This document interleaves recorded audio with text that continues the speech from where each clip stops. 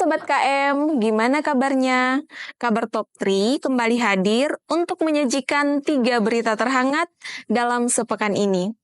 Bersama saya Siska Buratasik, ini dia berita yang pertama. Aksi Indonesia Gelap di Makassar ricuh. Polisi amankan 6 mahasiswa.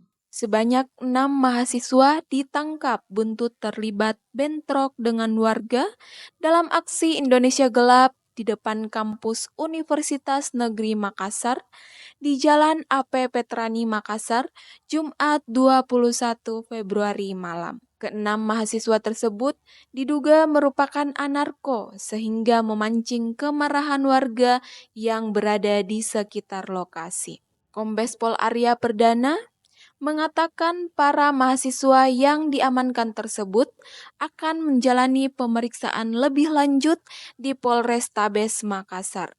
Dari pantauan di lokasi bentrok antar warga dan mahasiswa terjadi sekitar pukul 19.00 WITA. Aksi Indonesia Gelap semula berjalan aman dan tertib. Namun, menjelang sore hari, sejumlah mahasiswa mulai menutup jalan di depan kampus UNM hingga malam hari. Diduga warga yang terjebak kemacetan emosi dan memukul mundur aksi mahasiswa dengan lemparan batu yang mengakibatkan terjadinya bentrok. Sesekali, mahasiswa membakar petasan dan melempar batu ke arah warga yang berkerumunan di jalan. Pihak kepolisian pun meminta warga untuk berhenti melakukan perlawanan agar memudahkan untuk melakukan pengamanan. Kemudian sekitar pukul 21.00 WITA, bentrok antar warga dan mahasiswa pun berhasil diredam. Pihak kepolisian juga berhasil mengamankan sejumlah mahasiswa yang berada di dalam kampus diduga sebagai anarko atas aksi unjuk rasa Indonesia Gelap. Kita masuk ke berita yang kedua. Jejak 9 tahun kepemimpinan Dani Pomanto di Makassar. Kamis 20 Februari menjadi penanda berakhirnya kepemimpinan Dani Pomanto sebagai wali kota Makassar. Setelah hampir 1 dekade menahkodai kota berjuluk Angin Mamiri, pria kelahiran 30 Januari 1964 ini menutup lembaran panjang pengabdiannya dengan meninggalkan berbagai jejak perubahan yang berarti. Dani Pomanto tidak hanya menjadi pemimpin, tetapi juga sosok arsitek yang merancang wajah baru Makassar. Di bawah kepemimpinannya, kota ini meleset ke tingkat nasional dan internasional. Prestasi demi prestasi menghiasi masa kepemimpinannya.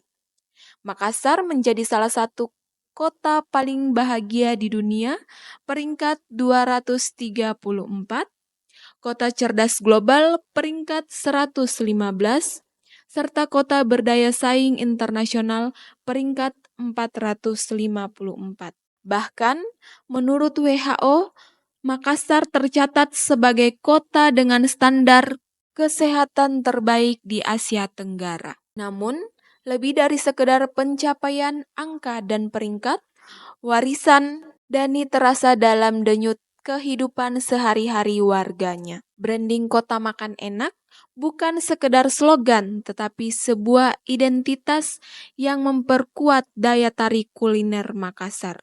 Kini, warung dan restoran di kota ini tak pernah tidur, menyajikan aneka hidangan khas seperti coto, palu basah, dan kondro kapanpun pengunjung menginginkannya. Salah satu gebrakan yang menjadi sorotan saat kepemimpinannya adalah pembangunan Makassar Government Center, sebuah pusat layanan publik futuristik yang digodong-godong akan menjadi yang terbesar di Indonesia Timur. Munafri Arifuddin dari Lapangan Hijau ke kursi wali kota Makassar. Munafri Arifuddin akhirnya resmi terpilih sebagai wali kota Makassar setelah memenangkan Pilkada 2024 setelah dilantik serentak oleh Presiden Prabowo di Istana Merdeka, Jakarta, Kamis 20 Februari. Kemenangan ini menjadi babak baru dalam perjalanan panjangnya di dunia politik setelah mengalami 2 kali kegagalan dalam Pilwali Makassar sebelumnya, yakni pada tahun 2018 dan 2020. Namun, Munafri memang bukan sosok asing, baik dalam dunia politik maupun olahraga di Sulawesi Selatan dan nasional. Sebelum terjun ke dunia politik, ia lebih dikenal sebagai seorang pengusaha dan figur berpengaruh di dunia sepak bola, terutama saat menjabat sebagai CEO PSM Makassar dan Direktur PT Liga Indonesia Baru. Lahir di Majene, Sulawesi Selatan, sekarang Sulawesi Barat pada 20 September 1975, Munafri menghabiskan masa pendidikannya di Ujung Pandang, yakni kini dikenal sebagai Kota Makassar. Ia meraih gelar sarjana hukum dari Universitas Hasanuddin pada tahun 1999. Latar belakang pendidikannya di bidang hukum semakin memperkuat langkahnya dalam dunia bisnis dan politik. Ia pernah bekerja di Bosowa Group, perusahaan milik mertuanya, Aksa Mahmud, sebelum akhirnya terjun ke dunia sepak bola dan politik. Sebagai bagian dari keluarga besar Bosowa, ia memiliki pengalaman panjang dalam mengelola perusahaan, serta pernah menjabat sebagai Ketua Asosiasi Pengusaha Muda Sulawesi Selatan dari tahun 2007 hingga 2010.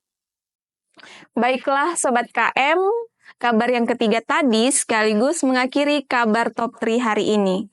Saya Siska Buratasik dan kru yang bertugas pamit undur diri, sampai jumpa.